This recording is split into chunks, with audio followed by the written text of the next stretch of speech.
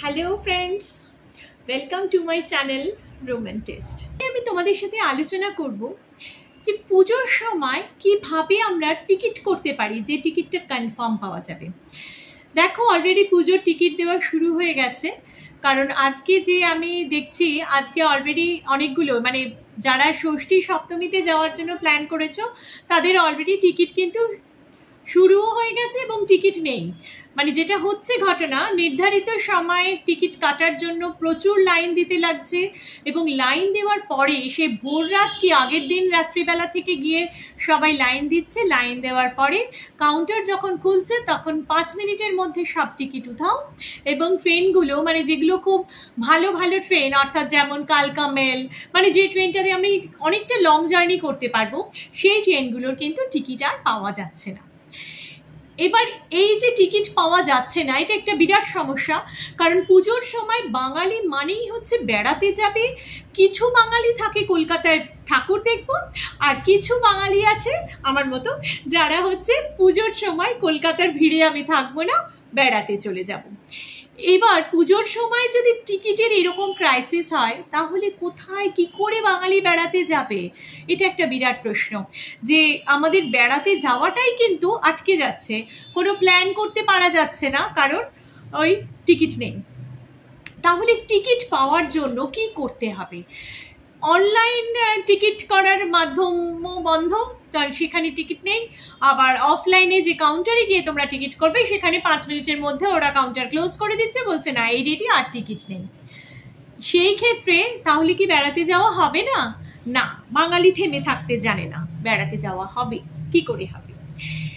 এই যে প্রথমে ধরো একটা ট্যুর মানে প্ল্যান তো করে নিতেই লাগে। যখন যারা পুজোর সময় ঠিক করেছো বেড়াতে যাবে, কেউ যাবে নৈনিতাল, কেউ যাবে সিমলা কুলু মানালি, কেউ যাবে কাশ্মীর। তো আমি প্রথমটা উত্তর দিকটা বলছি, কারণ বাঙালির ক্ষেত্রে বেশিরভাগ বেড়াতে যাওয়াটাই আমাদের একটু উত্তর ঘেঁষা হয়।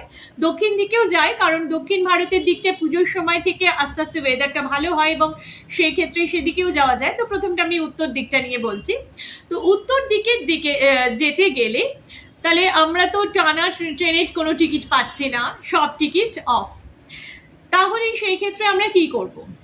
প্রথমত আমাদের ব্রেক করে করতে হবে। দেখো, তৎকালের ওপর ভরসা করা উচিত নয়, কারণ পুজোর সময় এত রাশ থাকে যে তৎকালের টিকিটও পাওয়া যায় না, আর তৎকালও ওয়েটিংয়ে চলে। আর একটা প্রবলেম হচ্ছে পুজোর সময় কিছু ওয়েটিং, হ্যাঁ এক্সট্রা কোচ দেয়, এক্সট্রা ট্রেনও দেয়, কিন্তু আমি এটা দেখেছি পুজোর সময় যে এমন একটা ভাবে ওয়েটিং থাকে, সেক্ষেত্রে কিন্তু দেখা গেল ওয়েটিংটা কনফার্মই হলো না। আর ওয়েটিং কনফার্ম না হলে তুমি ট্রেনে উঠতে পারবে না। এবার ট্রেনে না উঠতে পারলে তোমার গন্তব্যস্থলে তুমি পৌঁছতে পারছো না। হোটেল যদি বুক করে রাখো সেইটা গেল, এই প্রবলেমগুলো হয়।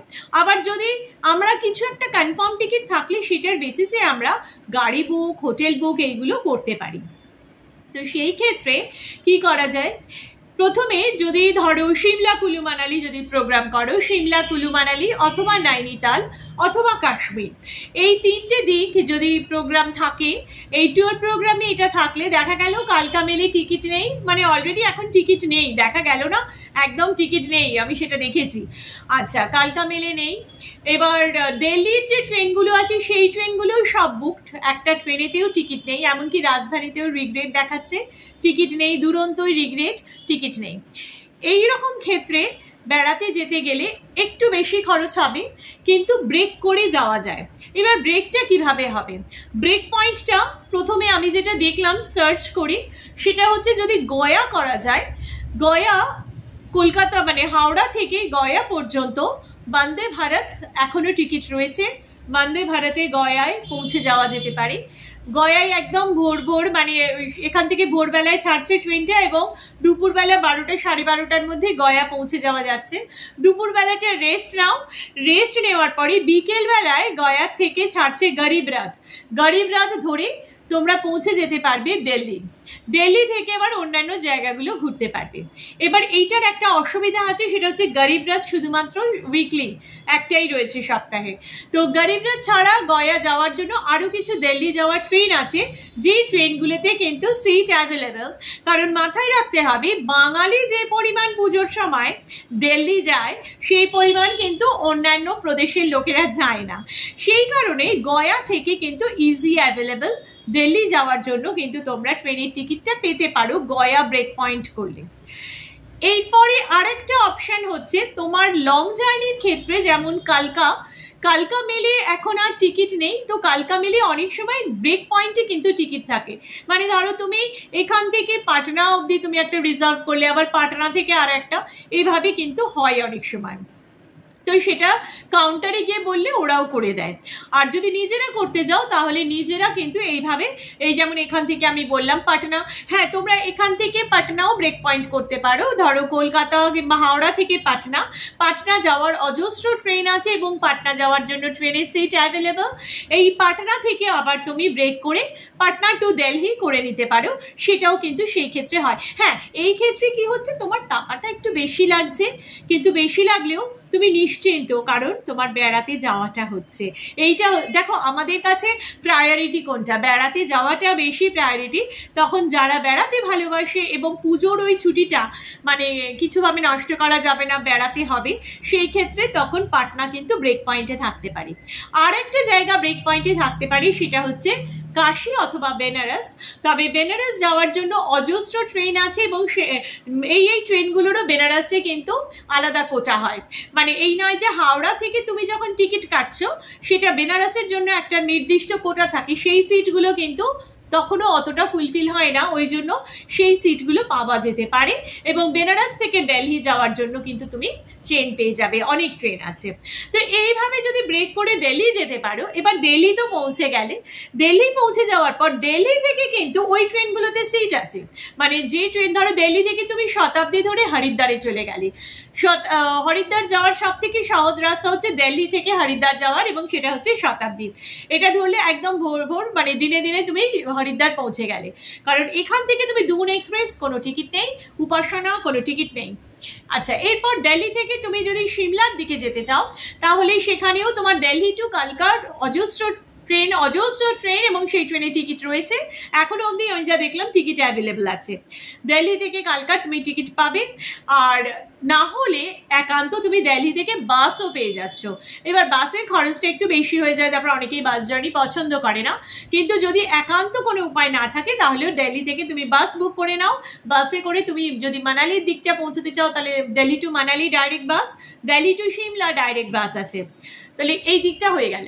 এবার দিল্লি টু নৈনিতালও বাস রয়েছে। আবার দিল্লি টু নৈনিতাল, তোমার দিল্লি টু হলদওয়ানি অনেকগুলো তুমি ট্রেন পাবে। আবার নৈনিতালের দিকে যেতে গেলে তুমি লখনৌকে ব্রেক পয়েন্ট করো।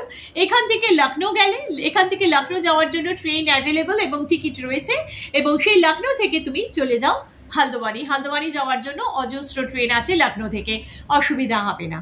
হলদওয়ানি থেকে নৈনিতাল তো জানোই তোমরা বাই কার অথবা বাই বাস পৌঁছে যেতে পারবে। কাশ্মীর যেতে গেলে অবশ্যই দিল্লি পৌঁছতেই হবে, কারণ এখান থেকে টানা কাশ্মীর হিমগিরি এক্সপ্রেস টিকিট নেই, টিকিটের কোনো অ্যাভেলেবিলিটি নেই। তোমরা এইভাবে করতে পারো, তোমরা অমৃতসর যেতে পারো, অমৃতসর থেকে তোমরা কাশ্মীর গেলে সেটা করা সম্ভব, অথবা দিল্লি পৌঁছলে দিল্লি থেকে অজস্র ট্রেন রয়েছে জম্মু যাওয়ার জন্য, এইভাবেও তোমরা চলে যেতে পারো। আর অমৃতসর যদি যেতে যাও, অমৃতসর এমনি জেনারেলি অমৃতসরের ট্রেনের অমৃতসর মেল কোনো টিকিট নেই, একদমই অফ। কিন্তু অমৃতসর যেতে গেলে একটা উইকলি ট্রেন রয়েছে, এটা দেখবে, আর না হলে ব্রেক করেও অমৃতসর পৌঁছতে পারে। এই গেল নর্থের দিকে। আর হরিদ্বারের কথা আমি বললাম যে দিল্লি হচ্ছে সব থেকে সহজ রাস্তা যেখান থেকে যেতে পারবে, অথবা গয়া থেকেও কিন্তু হরিদ্বারে ট্রেন রয়েছে। তো গয়া তুমি যদি ব্রেক পয়েন্ট করো, গয়া থেকেও তুমি হরিদ্বার পৌঁছে যেতে পারো।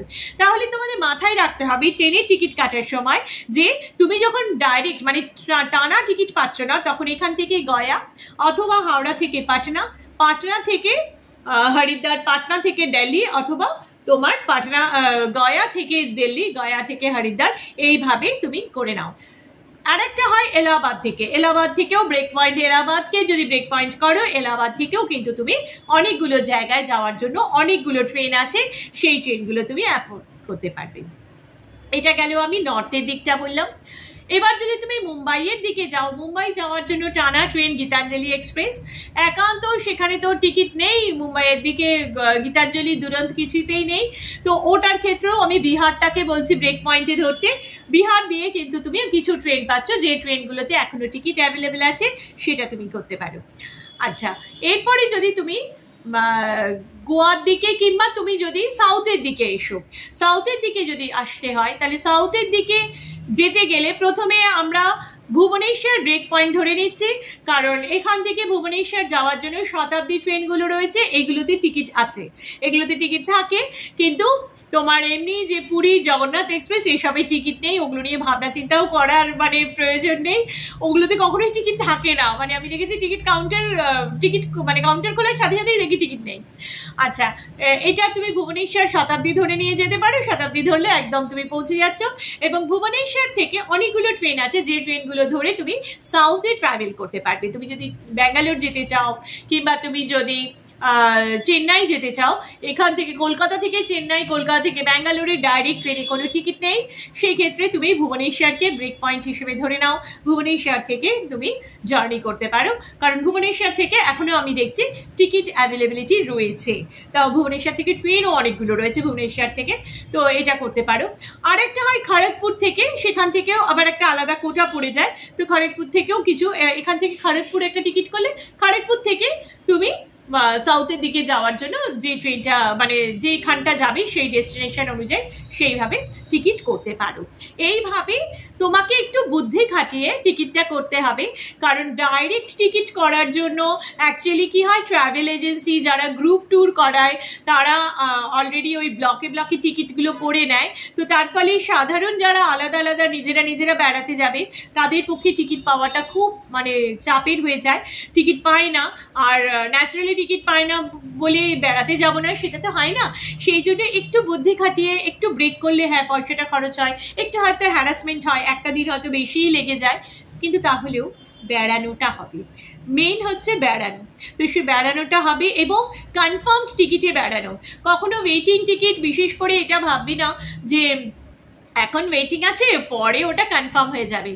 পুজোর সময় কিন্তু ওয়েটিং টিকিট কনফার্ম প্রায় হতেই চায় না, কারণ যারা ক্যান্সেল করে প্রথমত ম্যাক্সিমাম লোক বেড়াতে যায় আর ক্যান্সেলেশন কম হয়, আর ক্যান্সেলেশন হলেও সেই জায়গাগুলোতে ওই মানে চেনা জানার টিকিট বেশি ঢুকে যায়, ওই জন্য সেভাবেই কিন্তু ক্যান্সেলেশন হয়ে যে ওয়েটিং কনফার্ম হয়ে যাবে, আরএসিটা কনফার্ম হয় বাট ওয়েটিং কনফার্ম হওয়া কিন্তু বেশ চাপের ব্যাপার হয়ে যায় এবং সেই ক্ষেত্রে বেড়ানোটাই বন্ধ হয়ে যাবে। তো সেই জন্য আমার কথা হচ্ছে তোমরা, এটা আমার সাজেশন যে তোমরা কিন্তু এইভাবে একটু বুদ্ধি খাটিয়ে টিকিটটাকে একটু ব্রেক করে করে করো, তাহলে কিন্তু ইজিলি কনফার্ম টিকিট তোমরা পেয়ে যাবে, অসুবিধা নেই। আর নর্থ বেঙ্গল, হ্যাঁ কেউ যদি দার্জিলিং যেতে চাও এনজেপির টিকিট নেই, এনজেপির টিকিট নেই, কিন্তু এনজেপির টিকিট না হলেও তোমরা ডাইরেক্ট তোমরা যদি এই ট্রেনগুলোতে একটু দেখবে আর একটু লং ডিস্টেন্সের টিকিট কাটো, সেই কোটাতে কিন্তু টিকিট পেয়ে যাবে। হ্যাঁ পয়সাটা বেশি দিতে হবে, কিন্তু তোমরা এনজেপিতে নেমে পড়বে এই জায়গাগুলো, কেন ওই কোটাগুলো থাকে আলিপুরদুয়ার, মালবাজার, এই কোটাগুলো থাকছে, তো এই কোটাতে তোমরা কিন্তু ওই টিকিটটা করে নাও, করে নিয়ে ওই এনজেপিতে নেমে পড়বে, সেই ক্ষেত্রেও তোমাদের কনফার্ম টিকিট হয়ে যাবে। আর না হলে মালদাকে ব্রেক পয়েন্ট করতে পারো, মালদা যাওয়ার জন্য অনেক ট্রেন আছে, মালদা থেকে আবার তোমরা এনজেপি চলে গেলে সেভাবেও কিন্তু করতে পারো। কেমন লাগলো আমার ভিডিওটা অবশ্যই কমেন্ট করে জানিও, আর আরও যদি কারোর কোনো মতামত থাকে, সাজেশন থাকে, প্লিজ আমাকে দিও যে এইভাবে টিকিট আরও কীভাবে আরও অন্য কোনো রুটে এইভাবে টিকিট কনফার্ম করা যায় কিনা সেটা অবশ্যই জানিও, তাহলে সকলেই উপকৃত হবে। আশা করি আমার এই কথাতে হয়তো কিছু মানুষের উপকার হবে, কেউ যারা বেড়াতে যাব না কিংবা টিকিট নেই বলে বেড়াবো কি করে ভাবছে, তারা হয়তো একটু বেড়ানোর ইচ্ছেটা মানে তাদের পূরণ হবে। তো প্লিজ চেষ্টা করো এইভাবে যদি টিকিট করে নিতে পারো, তাহলে কিন্তু পুজোর সময় তোমরা বেড়াতে অবশ্যই পারবে কনফার্ম টিকিট নিয়ে। আজকে এই পর্যন্তই, সবাই ভালো থেকো, আবার দেখা হবে পরের ভিডিওতে। আসছি, টাটা।